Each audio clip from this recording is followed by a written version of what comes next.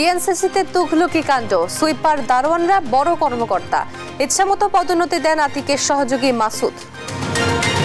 মারা গেলেন চলচ্চিত্র অভিনেতা প্রবীর মিত্র, বাদ জোহর এফডিসিতে জানাজা শেষে আজিমপুর কবরস্থানে দাফন।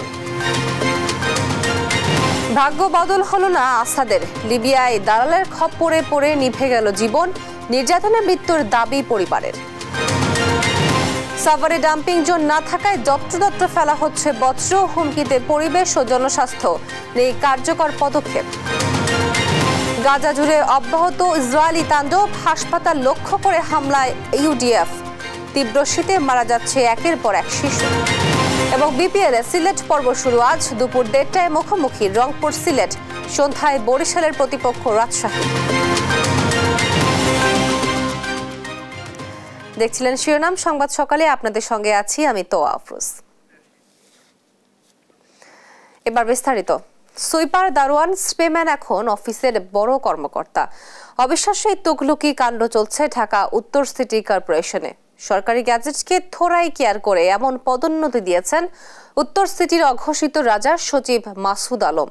এই মাসুদ আলমই রাম রাজত্ব কায়েম করেছেন উত্তর সিটিতে।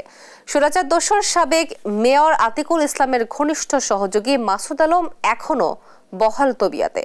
ইসাদ সোহেলের ছবিতে উত্তর সিটির চাঞ্চল্যকর অনুসন্ধান তুলে ধরেছেন এম এ আজিম।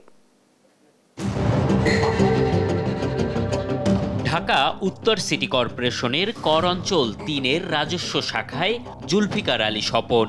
তার নিয়োগ দারোয়ান পদে হলেও দিব্যি কাজ করে যাচ্ছেন রাজস্ব বিভাগের একজন কর্মকর্তা হিসেবে।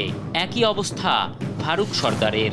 অফিস সহায়ক হলেও রাজস্ব বিভাগের হিসেব সহকারীর পদ দখল করে আছে বছরের পর বছর ধরে। তখন আসলে পদোন্নতির বিষয়টা ব্যাপকভাবে চালু হয় নাই। এটা 2008 সালের কথা, তো নভেম্বরে। তো অফিসের প্রয়োজনে অফিস যে কোনো কর্মচারীকে যদি তার যোগ্যতা থাকে সে এর উচ্চতর পদে কাজ করাতে পারে। আমার চাকরি হচ্ছে দারোয়ান পোস্টে, কিন্তু আমার চাকরির শুরু থেকে বিভিন্ন কর্মকর্তার আদেশে, নির্বাহী আদেশে আমি 3য় শ্রেণীর কাজই করে আসছি একদম চাকরির শুরুর থেকেই। শুধু ফারুক আর স্বপন নয়, প্রশাসনিক কার্যক্রমের স্বার্থ দেখিয়ে সচিব মাসুদ আলম সিদ্দিক অসংখ্য দারোয়ান, স্প্রেম্যান, হেলপারকে বসিয়েছেন কর্মকর্তার চেয়ারে। বাদ পড়েনি ক্লিনাররাও। মেয়র আতিক থাকা অবস্থায় কদিন পর পর অযোগ্যদের এমন পদোন্নতি দিয়েছেন মাসুদ আলম। অথচ বাংলাদেশ সরকারের গেজেট অনুসারে স্থানীয় সরকার সিটি কর্পোরেশন আইন 2009 অনুযায়ী স্পষ্ট উল্লেখ আছে, দারোয়ান, পিয়ন, স্প্রেম্যান বা ক্লিনাররা মৃত্যু বা অবসরে না যাওয়া পর্যন্ত স্বপদে বহাল থাকবে। তবে কিভাবে সচিব মাসুদ আলম বছরের পর বছর আইন ভঙ্গ করে এমন পদোন্নতি দিয়ে যাচ্ছেন, জানতে তার মুখোমুখি আমরা। তার স্বাক্ষরে পদোন্নতি হলেও তিনি দায় চাপালেন সাবেক মেয়রের ওপর। না, এটা তো প্রশাসনিক স্বার্থে দেওয়া হচ্ছে, আর এটা আপনার তৎকালীন মেয়র অথবা যে এখন যে বর্তমান প্রশাসক মহোদয় আছেন তাদের কিন্তু একটা জুরিসডিকশনের মধ্যে যে কেউ দায়িত্বটা দিতে পারেন। তাদের আমরা পূর্বপদে আবার নিয়ে যাব। আমাদের এখন সাময়িক প্রশাসনিক কারণে এবং কর্পোরেশনের স্বার্থে কাজগুলোকে চলমান রাখার জন্য আমি তাদেরকে অতিরিক্ত দায়িত্ব দিয়েছি। তবে ঢাকা উত্তর সিটি কর্পোরেশনের প্রধান নির্বাহীর দাবি, পদোন্নতির বিষয়গুলোতে অনিয়ম থাকলে পদক্ষেপ নেবেন তারা। যেগুলো বিধিবিধান প্যারামিটার আছে প্রতিপালিত হলে আমরা পদোন্নতির জন্য, পোস্ট খালি থাকলে, যদি পোস্ট খালি থাকে আমরা পদোন্নতির জন্য কনসিডারেশন করি। সেখানে কোনো লুপহোলস হয়ে থাকলে অবশ্যই আমরা উইল লুক আফটার, কেমন যদি কোনো ধরনের ব্যত্যয় হয়ে থাকে সেটা আমরা দেখব। মেয়র না থাকলেও গেজেট ভঙ্গ করে পদোন্নতি এখনো বহাল রেখেছেন সচিব মাসুদ আলম। স্বাস্থ্য পরিদর্শক খালেক মজুমদারকে করেছেন সহকারী সচিব। শিক্ষাগত যোগ্যতা থাকা সত্ত্বেও দেশে এখনো লাখ লাখ মেধাবী বেকার। অথচ নগর ভবনের গুরুত্বপূর্ণ পদে গেজেট ভঙ্গ করে স্প্রেম্যান, দারোয়ান, চেইনম্যানকে বসিয়েছেন সাবেক মেয়র আতিকুল ইসলাম, যা সঠিক নাগরিক সেবা থেকেও বঞ্চিত করছে নাগরিকদেরকে। এম এ আজিম, দেশ টিভি, ঢাকা। শেখ হাসিনাকে তার কর্মফলের জন্যই বিচারের সম্মুখীন করা হবে, এটা অন্তর্বর্তী সরকারের প্রধান গুরুত্ব। অন্তর্বর্তী সরকার যদি ব্যর্থ হয় তাহলে রাজনৈতিক সরকার এসে শেখ হাসিনার বিচার করবে, জানিয়েছেন প্রধান উপদেষ্টার প্রেস সচিব শফিকুল আলম। জুলাই ঘোষণাপত্র নিয়ে আলোচনা চলছে, শিগগিরই রাজনৈতিক দলগুলোর সঙ্গে বসা হবে বলে জানান প্রেস সচিব। আরো জানাচ্ছেন এনআই নাহিদ। রোববার বিকেলে রাজধানীর ফরেন সার্ভিস একাডেমিতে সংবাদ সম্মেলন করে প্রধান উপদেষ্টার প্রেস উইং সদস্যরা। এতে উপস্থিত ছিলেন প্রধান উপদেষ্টার প্রেস সচিব শফিকুল আলম ও উপপ্রেস সচিব আজাদ মজুমদার সহ অন্যরা। স্বৈরাচার শেখ হাসিনাকে বিচারের সম্মুখীন করতে দেশে ফিরিয়ে আনার সর্বোচ্চ চেষ্টা করা হচ্ছে বলে জানান প্রেস সচিব। বলেন, হাসিনার গুম, খুন এবং তার যে পাপাচার, এসবের জন্য তাকে অবশ্যই বিচারের আওতায় আনা হবে। এটা আমাদের টপ প্রায়োরিটি, তাকে ফিরিয়ে এনে আইনের সম্মুখীন করা, বিচারের সম্মুখীন করা। এটা আমাদের একটা দায়। এই জায়গাটায় কোনো এক ইঞ্চিও পিছু পাওয়া হবে না। তার সে যেই আকাম কুকাম করেছে, যে চোরতন্ত্র, যে গুমতন্ত্র জারি করেছিল, সেগুলোর জন্য এবং সেই যে গুম এবং খুন করেছে, সেটার জন্য তাকে বিচারের সম্মুখীন হতে হবে। জুলাই ঘোষণাপত্র নিয়ে কিছুদিনের মধ্যেই রাজনৈতিক দলগুলোর সাথে বসবে সরকার, জানান প্রেস সচিব। আমরা শুধুমাত্র এটা বলতে পারি, এটা নিয়ে কথাবার্তা হচ্ছে এবং এটা নিয়ে সামনে পলিটিক্যাল পার্টিগুলোর সাথেও কথাবার্তা হবে। এবং আমরা আশা করছি যে আপনারা এই বিষয়ে সামনে আরো ডেভেলপমেন্ট দেখবেন। সাগর রুনির ইস্যুতে নভেম্বরের টাস্ক ফোর্স গঠন করা হয়, এটা নিয়ে পিবিআই কাজ করছে বলে জানান প্রেস সচিব শফিকুল আলম। এ তদন্ত সরকারের ফার্স্ট প্রায়োরিটি উল্লেখ করে যারা এই হত্যাকাণ্ডের সঙ্গে জড়িত তাদেরকে বিচারের আওতায় আনা হবে বলে জানান তিনি। তাদেরকে বিচারের সম্মুখীন করা। এনআই নাহিদ, দেশ টিভি, ঢাকা। এদিকে বিএনপির ভারপ্রাপ্ত চেয়ারম্যান তারেক রহমানের বিরুদ্ধে চাঁদাবাজির 4 মামলা বাতিল করে হাইকোর্টের দেওয়া রায়ের বিরুদ্ধে রাষ্ট্রপক্ষের করা লিভ টু আপিল খারিজ করেছেন আপিল বিভাগ। তারেক রহমানের আইনজীবী ব্যারিস্টার কায়সার কামাল বলেন, বিএনপিকে বিতর্কিত করা ও তারেক রহমানকে হেয় প্রতিপন্ন করতেই মিথ্যা বানোয়াট মামলা করেছিল শেখ হাসিনা সরকার। আরো জানাচ্ছেন সাবরিনা মজুমদার।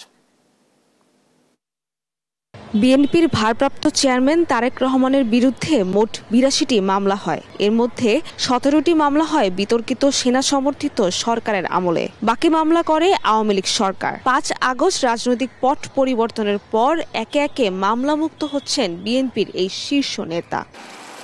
চাঁদাবাজির 4 মামলা বাতিলের রায়ের বিরুদ্ধে রোববার রাষ্ট্রপক্ষের করা লিভ টু আপিলের শুনানি হয় সর্বোচ্চ আদালতে। শুনানি শেষে হাইকোর্টের রায় বহাল রাখেন আপিল বিভাগ। প্রত্যেকটি মামলাই করা হয়েছে এই চাঁদাবাজির মামলা এবং 3-4 মাস আগের ডেট ছিল, সেই এফআইআর এর তার নামও ছিল না। পরবর্তীতে তাকে ইনক্লুড করার জন্য এই মামলাগুলো দেওয়া হয়েছিল। মূল কথাটা হচ্ছে যে তার কাছ থেকে কোনো টাকা পয়সা উদ্ধার করা হয় নাই। তারেক রহমানের আইনজীবী বলছেন, আর 17 থেকে 18টি মামলা নিষ্পত্তি হলেই সম্পূর্ণ মামলামুক্ত হবেন তারেক রহমান। তবে তার দেশে ফেরায় এসব মামলার উপর নির্ভর করছে না বলেও জানান তিনি। রাজনৈতিক উদ্দেশ্যে এবং জনাব তারেক রহমান সাহেবকে রাজনৈতিকভাবে হেয় প্রতিপন্ন করার জন্য এবং রাজনৈতিকভাবে বিএনপিকে বিতর্কিত করার জন্য প্রধান নেতাকে বিভিন্ন ধরনের মিথ্যা মামলার মামলায় দায়ের করা হয়েছিল।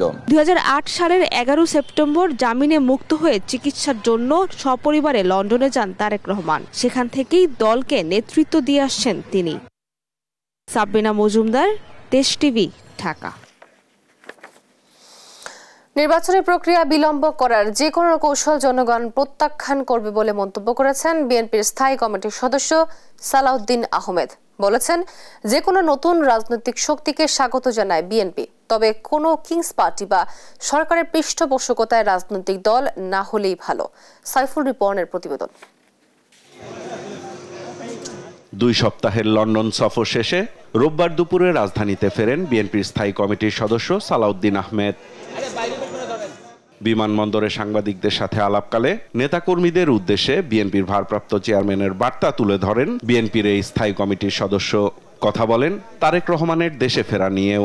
আমাদের মাননীয় ভারপ্রাপ্ত চেয়ারপারসন জাতিকে ঐক্যবদ্ধ রাখার জন্য, থাকার জন্য আমাদের সকল প্রয়াস নেওয়ার জন্য নির্দেশনা দিয়েছেন। অন্যথায় ফেসিবাদ বিরোধী শক্তি এবং তাদের দোসররা আশকারা পেতে পারে, সেটা আমরা বুঝতে পেরেছি। ইতিমধ্যে সেরকম বিভিন্ন কর্মকাণ্ড জাতি প্রত্যক্ষ করেছে। এখনো পর্যন্ত আমরা মনে করি ওনাকে নিয়ে আসার জন্য সম্পূর্ণ পরিবেশ আমরা সৃষ্টি করতে পারিনি, সেজন্য অল্প কিছু সময় লাগবে, অতি অবশ্যই আসবেন। কোনো ধারণা নয়, বরং জাতীয় নির্বাচন নিয়ে অন্তর্বর্তী সরকারকে স্পষ্ট রূপরেখা দেওয়ার আহ্বান জানান বিএনপির স্থায়ী কমিটির সদস্য সালাউদ্দিন আহমেদ। নির্বাচনের বিষয়ে বিলম্ব করার যে কোনো কৌশল জনগণ প্রত্যাখ্যান করবে।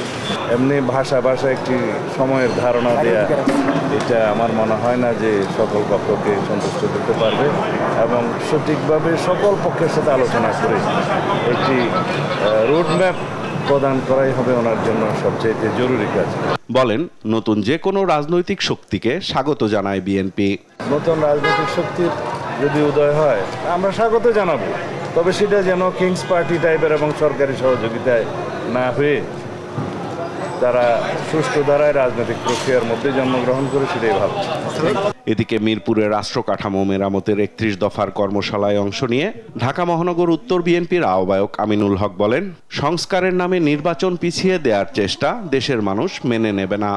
সংস্কারের নামে আপনারা নির্বাচনকে পিছিয়ে দেওয়ার যে চেষ্টা করছে বাংলাদেশের মানুষ এটা কিন্তু কোনোভাবেই মেনে নেবে না। ইসলামিক দলগুলো বিএনপির বিরুদ্ধে মিথ্যা অপপ্রচার চালাচ্ছে বলেও অভিযোগ করেন ঢাকা মহানগর উত্তর বিএনপির আহ্বায়ক। আরে ভাই, আপনি এসে প্রমাণ করে দেখান যে বিএনপি কোথাও চাঁদাবাজি বা দখলদারি করছে, এটা আপনাদের বানানো একটি খেলা। সাইফুল রিপন, দেশ টিভি, ঢাকা। মারা গেছেন নন্দিত অভিনেতা প্রবীর মিত্র। রোববার রাজধানীর একটি বেসরকারি হাসপাতালে শেষ নিঃশ্বাস ত্যাগ করেন তিনি। ফুসফুসের জটিলতা সহ বেশ কিছু সমস্যা নিয়ে আইসিইউতে চিকিৎসাধীন ছিলেন এই অভিনেতা। এর আগে অভিনেতার অবস্থা সংকটাপন্ন বলে জানান তার ছেলে মিথুন মিত্র। তিনি বলেন, তার বাবার বার্ধক্যজনিত কিছু জটিলতার কারণে গেল 22 ডিসেম্বর হাসপাতালে ভর্তি করা হয়। পরীক্ষা নিরীক্ষা করে ফুসফুসের সমস্যা ধরা পড়ে। পরে তাকে আইসিইউতে নেওয়া হয়। 1943 সালের 18 আগস্ট কুমিল্লার চান্দিনায় জন্মগ্রহণ করেন বর্ষিয়ান এই অভিনেতা। 2018 সালে জাতীয় চলচ্চিত্র পুরস্কারের আজীবন সম্মাননাতে ভূষিত হন গুণী এই অভিনেতা।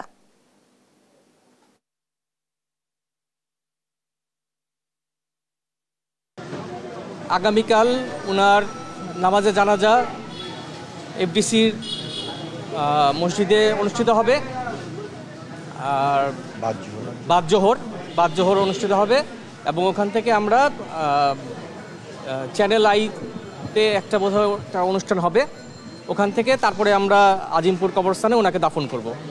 আপনারা সবাই ওনার জন্য, ওনার রুহের মাগফিরাতের জন্য দোয়া করবেন। উন্নত জীবনের আশা ইতালি যাওয়ার স্বপ্ন বোনেন মাদারীপুরের মোহাম্মদ আসাদ মাতুব্বর, কিন্তু সেই স্বপ্ন লিবিয়া পর্যন্ত গিয়ে ফিকে হয়ে যায়।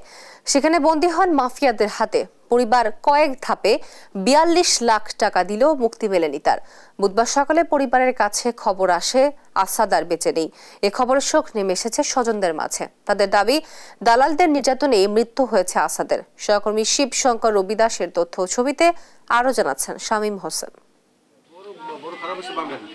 প্রায় 2 বছর আগে মাদারীপুরের ডাসার উপজেলার পশ্চিম কমলাপুর এলাকার আব্দুল হাকিম মাতুব্বরের ছেলে আসাদ মাতুব্বরের সঙ্গে পরিচয় হয় স্থানীয় দালাল রুবেল খানের। পরে 17 লাখ টাকার বিনিময়ে লিবিয়া হয়ে ইতালি যাওয়ার চুক্তি হয় তাদের মধ্যে। তবে লিবিয়াতে পৌঁছানোর পরেই দালাল চক্র তাকে একটি বন্দিশালায় আটকে রেখে টাকার জন্য শারীরিক নির্যাতন শুরু করে। ভিডিও কলে পরিবারকে দেখানো হয় নির্যাতনের দৃশ্য। এমন অবস্থায় সহজ সম্পদ বিক্রি করে প্রথম দফায় 14 লাখ টাকা দেয়া হয়, কিন্তু আরো টাকা না দিলে ইতালি পার করা হবে না এমন কথা বলে পরিবারের কাছ থেকে মোট 42 লাখ টাকা নেওয়া হয়, এমন দাবি নিহতের স্বজনদের। বুধবার সকালে লিবিয়া থেকে ফোনে জানানো হয় স্ট্রোক করে মারা গেছেন আসাদ। এমন খবরে বাড়িতে শোকের ছায়া নেমে এসেছে। আমার বাবার হেলাইছে মার গিয়া আর আত্মগোপন করছে, আর নাই ভিডিও কলে আমার মুখখান তো দেখাইবে আমার বাবা। কতক্ষণ পর কয় লাশ নিবেন, 2.5 লাখ টাকা লাগবে। আমার বাবাই যদি অসুস্থ হইতো আমার বাবাই কইতো না আমি খালি দাবি করি আমার বাবার লাশটা। কথা কইছে সুস্থ মানুষ স্বাভাবিক, কথা কর পর 3টার কালা ওরা ফোন দিস কয় কি স্টক করিয়া মরিয়া গেছে। আমার স্বামী স্টক করে নাই রে, ওরা জোট করিয়া মরিয়া লাইছে। পরিবারের দাবি যেদিন মারা গেছে সেদিন রাতেও কথা বলেছেন তাদের সাথে। আরও টাকার জন্য আসাদকে পরিকল্পিতভাবে হত্যা করেছে দালাল রুবেল ও তার সহযোগীরা। প্রতিটা দালালি এরকম মানুষদেরকে প্রলোভন দেখিয়ে মানুষের কাছ থেকে লাখ লাখ টাকা হাতিয়ে নেয় এবং সেখানে নিয়ে প্রচুর মারধর টর্চারিং করে, যাতে এরকম ঘটনা আর ভবিষ্যতে না ঘটে সেদিকে আমি সকলের দৃষ্টি আকর্ষণ করছি। জেলা প্রশাসক জানিয়েছেন লিবিয়ায় নিহত আসাদের মরদেহ দ্রুত দেশে ফেরাতে ব্যবস্থা নেওয়া হবে। বিশেষ করে লিবিয়া হয়ে ইতালি বা অন্যান্য ইউরোপের দেশে যাওয়ার জন্য এখানে একটা চক্র বা পাঠানোর জন্য একটা চক্র এখানে কাজ করে। মাদারীপুরের বাসিন্দাদেরকে বোঝানোর চেষ্টা করছি যে অবৈধ পথে যদি বিদেশে যাওয়ার চেষ্টা করা হয় এতে আর্থিক ক্ষতি থেকে শুরু করে জীবন মানেরও রিস্ক রয়েছে। আসাদের মরদেহ দ্রুত দেশে আনা ও দোষীদের দৃষ্টান্তমূলক শাস্তির দাবি পরিবার ও এলাকাবাসীর। নিউজ ডেস্ক, দেশ টিভি। সাভারে নির্দিষ্ট ডাম্পিং জোন না থাকায় যত্রতত্র ফেলা হচ্ছে বজ্র। হুমকিতে পড়েছে স্থানীয় পরিবেশ ও জনস্বাস্থ্য। বছরের পর বছর এই সমস্যা চলে আসলেও নেওয়া হয়নি কোনো কার্যকরী পদক্ষেপ। সহকর্মী দেওয়ানি মনের পাঠানো তথ্য ছবিতে আরও জানাচ্ছেন অঙ্কন চৌধুরী। বাসাবাড়ি, হাটবাজার, ক্লিনিক ও কলকারখানার উচ্ছিষ্ট ময়লা আবর্জনা নির্বিচারে ফেলা হচ্ছে জলাশয়, ডোবা, খাল ও নদীর পাড়ে। এছাড়াও পাড়া মহল্লা ও সড়ক মহাসড়কের আশেপাশে স্তূপ করে ফেলা হচ্ছে এসব ময়লা আবর্জনা, যা নদী, খাল ও জলাশয় দূষণ এবং পরিবেশ স্বাস্থ্য ঝুঁকির কারণ। পাশাপাশি মহাসড়কের পাশে ময়লার স্তূপের কারণে দুর্গন্ধে অতিষ্ঠ পথচারীরা। ময়লার গন্ধে আমরা হাঁটতে পারি না, নাক চাপতে ধরেও হাঁটতে পারি না, খুব সমস্যা হয়, বুঝছেন, বমি আহে, দুর্গন্ধ আসে। আশেপাশের এলাকার সব ময়লাই মেইন রোডে ফেলায়, ফ্যাক্টরি আছে আশেপাশে। আমরা চাই এটা একটা সচেতনতা এর ভিতরে ময়লাগুলো নির্দিষ্ট স্থানে ফেলা। হাইওয়ের পাশে এইভাবে ময়লা ফেলে রাখলে সড়কে যারা যাতায়াত করে, যানবাহনে হোক বা ফুটপাতে যারা আমরা চলাফেরা করি, আমাদের জন্য অনেক যে দুর্গন্ধ সহ্য করতে হয়। যত্রতত্র ময়লা আবর্জনা ফেলার কারণে পুরো সাভার এখন পরিণত হয়েছে ময়লার ভাগাড়ে। বেশ কয়েকবার উপজেলা প্রশাসনের উদ্যোগে এসব ময়লা অপসারণ করে মহাসড়কের পাশে বিভিন্ন স্থানে ময়লা না ফেলতে নোটিশ দিলেও তা মানছে না কেউ। যাইতে লাগে যে গরু মারা, কুত্তা মারা, এরকম একটা খারাপ একটা গন্ধ বাসনা ছুটে, রাস্তা দিয়ে যাইতে পারি না, আইতে পারি না। ময়লা শ্বাসকষ্টের সমস্যা হয়, নিঃশ্বাসের সমস্যা হয়। যে দিক দিয়ে আমরা হাঁটি আর কি না, দুর্গন্ধ করার সমস্যা হয়। ময়লার সমস্যাগুলো থাকা উচিত না, কারণ একটা দেশের ভাবমূর্তি দেখা যায় যে তাদের রাস্তাঘাট কতটা সুন্দর না অসুন্দর এটার উপর ভিত্তি করে। নির্দিষ্ট ডাম্পিং জোন না থাকায় এমন দুরবস্থা উল্লেখ করে পরিবেশ রক্ষা ও জনভোগান্তি নিরসনের বাণী শোনালেন সাভার উপজেলার এই কর্মকর্তা। দীর্ঘমেয়াদী একটা প্ল্যান করে কিভাবে ওয়েস্ট ম্যানেজমেন্ট করা যায় সে কারণে হলো ইতিপূর্বে হলো যে আমাদের শ্রদ্ধেয় জেলা প্রশাসক স্যার আমরা আলোচনা করেছি। আমরা অ্যাজ আর্লি অ্যাজ পসিবল একটা ডিপিপি প্রণয়ন করে এবং জায়গা দেখে আমরা মিনিস্ট্রিতে জেলা প্রশাসক স্যারের মাধ্যমে মিনিস্ট্রি পাঠানোর ব্যবস্থা করব। প্রশাসনের উদ্যোগে দ্রুতই নির্দিষ্ট ডাম্পিং জোন চান সাভারবাসী। নিউজ ডেস্ক, দেশ টিভি। বাংলাদেশের প্রথম রেল স্টেশন কুষ্টিয়ার জগতি 1862 সালের 15ই নভেম্বর ভারতের নদিয়া জেলার রানাঘাট স্টেশন থেকে একটি ট্রেন এসে থেমেছিল স্টেশনে। সে সময় এখানে ট্রেন দেখতে মানুষের ভিড় লাগতো। অযত্ন আর অবহেলায় 160 বছরের পুরানো ঐতিহ্যবাহী স্টেশনটি এখন পরিত্যক্ত। নেই কোনো কর্মী, এখন আর থামেও না সবগুলো ট্রেন। মাঝে মধ্যে প্রথমে রেল স্টেশন দেখতে আসেন পর্যটকরা। ইরফান আনার ক্যামেরায় কুষ্টিয়া থেকে নাহিদ হাসান তিতাসের রিপোর্ট। দূর থেকে দেখতে বেশ আকর্ষণীয় দেশের প্রথম রেল স্টেশন কুষ্টিয়ার জগতি, কিন্তু কাছে গেলে একেবারেই জরাজীর্ণ 160 বছরের পুরনো স্থাপনাগুলো। ইট, পলেস্তরা, জানালা, দরজা, আসবাবপত্র সবই নষ্ট হয়ে গেছে। মুছে গেছে ট্রেন আসা যাওয়ার তালিকাও। পোড়াদাহ, গোয়ালন্দ, টুঙ্গিপাড়া রুটে এই স্টেশন দিয়ে এখন 10টি ট্রেন আসা যাওয়া করলেও জগতিতে থামে মাত্র 2টি। এই স্টেশনে গেটম্যান ছাড়া নেই কোনো কর্মীও। এক সময়ের জমজমাট স্টেশনটি এখন অনেকটাই ভুতুড়ে পরিবেশ। অযত্ন আর অবহেলায় ঐতিহ্যবাহী এই স্টেশনটি এখন পরিত্যক্ত প্রায়। দেশের প্রথম এই স্টেশন নিয়ে আবেগ আছে স্থানীয়দের। সংস্কার করে সংরক্ষণ করার দাবি তাদের। নাই পয়েসমেন্ট, নাই পুটার, তারপরে নাই হচ্ছে আপনার মাস্টার সাহেব, অনেক কিছু অবহেলিতভাবে আছে একটা গেটম্যানের উপরে এই স্টেশনটা। আগে এই স্টেশন খুব ভালো ছিল, জমজমাট ছিল, মাস্টার ছিল। পাকিস্তান পিরিয়ড থেকে এই স্টেশন ছিল, কয়লার ইঞ্জিন, বহুত ইঞ্জিন ছিল, বহুত গাড়ি ছিল। এখন বর্তমান স্টেশনে কিচ্ছু বলতে নাই। এখানে কর্মরত 2 জন গেট কিপার আছে, তাছাড়া কোনো কর্মচারী নাই, কর্মকর্তাও নাই। আপনার এখানে লোকাল শুধু সাইকেল দইবার থামে। বইয়ের পাতা ও গল্প শুনে মাঝে মধ্যে ঐতিহ্যবাহী দেশের প্রথমে স্টেশন দেখতে আসেন পর্যটকরা। তবে হতাশা নিয়েই ফিরতে হয় তাদের। অন্ধকার, ভাঙচুর, মানে একদমই বেজায়, বিচ্ছিরি দেখতে। কিন্তু আমরা চাই স্টেশনটা আবার চালু হোক, আবার সবাই যে আশা করুক। বাংলা দরজা ভেঙে গেছে, কিরকম একটা মানে বাজে অবস্থা হয়ে গেছে। তো আমরা চাই এখানে স্টেশনটা আবার চালু হোক, আবার চলুক, জমজমাট হোক। কালের সাক্ষী বিশাল আয়তনের এই স্টেশন নিয়ে রেলওয়ের নানা পরিকল্পনা থাকলেও কর্তৃপক্ষ বলছে তাও বর্তমানে থমকে রয়েছে সরকারের ব্যয় সংকোচন নীতির কারণে। ব্যয় সংকোচন নীতির কারণে জগতী বা দর্শনা স্টেশনে আমাদের নতুন কোনো ভাবনা নেই। ভবিষ্যতে সেটা আমাদের স্টেশনের অবয়বটা আগের আদলে রেখে সেটাকে সুরক্ষা করা। নতুন সরকারের হাত ধরে দেশের ঐতিহ্যবাহী প্রথম এই স্টেশন আবারও ফিরবে তার চিরচেনা রূপে, এমনটাই প্রত্যাশা এই অঞ্চলের সাধারণ মানুষের।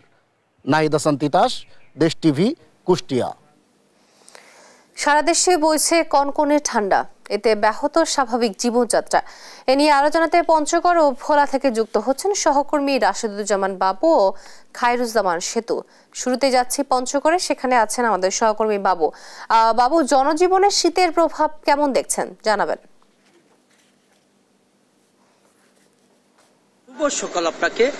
হিমালয় কন্যা হিসেবে জেলা খ্যাত পঞ্চগড়, এই জেলায় কিন্তু আসলে বরাবরই শীতের তীব্রতা থাকে বেশি।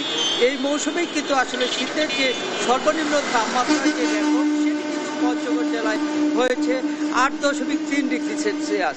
আজকে যদি আমি সকালে 6টায় কথা বলি, সকালে 12.4 ডিগ্রি সেলসিয়াস তাপমাত্রা রেকর্ড করা হয়েছে এবং এখন সকাল 9টায় তেঁতুলিয়া আবহাওয়া অফিসে সর্বনিম্ন তাপমাত্রা রেকর্ড করা হয়েছে 12.3 ডিগ্রি সেলসিয়াস। যদি শীতের তীব্রতার কথা বলি, আসলে এখন যদিও সূর্য উঠেছে কিন্তু শীতের তীব্রতা কিন্তু রয়েছে। হিমালয়ের যে হিম বাতাস, সেই হিম বাতাস কিন্তু প্রতিদিনের ন্যায় কিন্তু আজকেও পঞ্চগড় জেলার উপর দিয়ে প্রবাহিত হচ্ছে।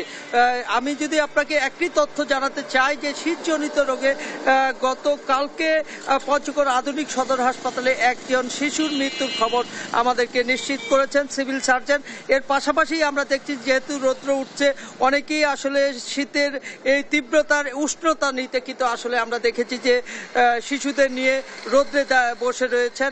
এর পাশাপাশি আমরা যদি কথা বলতে চাই একজন এইখানকার নাগরিকের সাথে, আপনার কাছে জানতে চাই শীতের তীব্রতা আপনার কাছে কেমন? এখন শীতের তীব্রতা আসলে কয়েকদিন সামান্য একটু কম, হ্যাঁ, তারপরেও আকাশে মেঘ আর বাতাস একটু আছে। সকালবেলায় কুয়াশা ছিল, তুলনামূলকভাবে শীত এখনো। ধন্যবাদ আপনাকে। আমরা শুনছিলাম যে এখানকার একজন নাগরিক বলছিলেন যে আসলে শীতের তীব্রতা কেমন। আপনাকে যদি আমি আরেকটু জানাতে চাই যে আসলে এই পঞ্চগড়ে অধিকাংশ মানুষ কিন্তু শ্রম বিক্রি করে জীবিকা নির্বাহ করে, অর্থাৎ কৃষিকাজ সহ বিভিন্ন কাজে জড়িত, যেই কারণে তাদের একদিনের যদি কাজে না যোগদান করতে পারে তাদের দৈনন্দিন যে আয় সেটি কমে যাচ্ছে। বিশেষ করে আমরা যদি বলি ভ্যান চালক, অটো চালক, রিক্সা চালক, বালু শ্রমিক, পাথর শ্রমিক এবং চা শ্রমিক, এরা কিন্তু আসলে সকাল হলে ভোর হলেই কিন্তু ছুটে পড়ে সেই সব স্থানে কাজের সন্ধানে। একদিন দেরি হলে কিন্তু তারা কাজে যোগদান করতে পারছে না। এদিকে আমরা কথা বলেছিলাম ভ্যান চালকের সাথে। ভ্যান চালকরা আমাকে যেমনটি জানিয়েছে, অটো চালকরা যেমনটি জানিয়েছে যে সাধারণত ভাড়ার যেটা হয় প্রত্যেক দিন, সেই ভাড়া কিন্তু আসলে শীত এবং ঘন কুয়াশা, হিমেল হাওয়া থাকলে কিন্তু কমে আসে, যেই কারণে তাদের দৈনন্দিন আয় কমে গেছে এবং সংসারে কিন্তু অভাব অনটন পরিবর্তন কিছুটা বৃদ্ধি পেয়েছে। আমরা জেলা প্রশাসকের সাথে কথা বলেছিলাম। জেলা প্রশাসক জনাব সাবেদ আলী আমাকে জানিয়েছে এ পর্যন্ত প্রায় 45,000 শীতবস্ত্র বিতরণ অব্যাহত রয়েছে এবং 1 লক্ষ শীতবস্ত্র সংশ্লিষ্ট মন্ত্রণালয়ে চাওয়া হয়েছে। শীত যতই বাড়বে আসলে শীত মোকাবেলায় সব রকমের প্রস্তুতি তিনি রেখেছেন বলে আমাকে এরকম জানিয়েছেন। আবহাওয়া বলছে যে পুরো জানুয়ারি মাস জুড়ে আসলে শীতের তীব্রতা থাকবে এবং কয়েকটি শৈত্যপ্রবাহ কিন্তু পঞ্চগড় জেলার উপর দিয়ে প্রবাহিত হবে। এর পাশাপাশি যদি আমি বলি যে হাসপাতালগুলোতে, সরকারি হাসপাতালগুলোতে আমরা খোঁজ নিয়েছি, সরকারি হাসপাতালগুলোতে শীতজনিত রোগে এবং শিশু কিন্তু বেশি আক্রান্ত হয়েছে।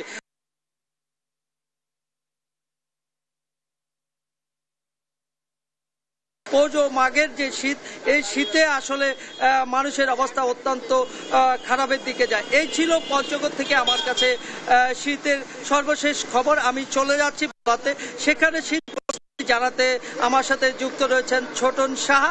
আমি ছোটন সাহা, আপনার জেলায় শীত পরিস্থিতি কেমন আপনি জানাবেন?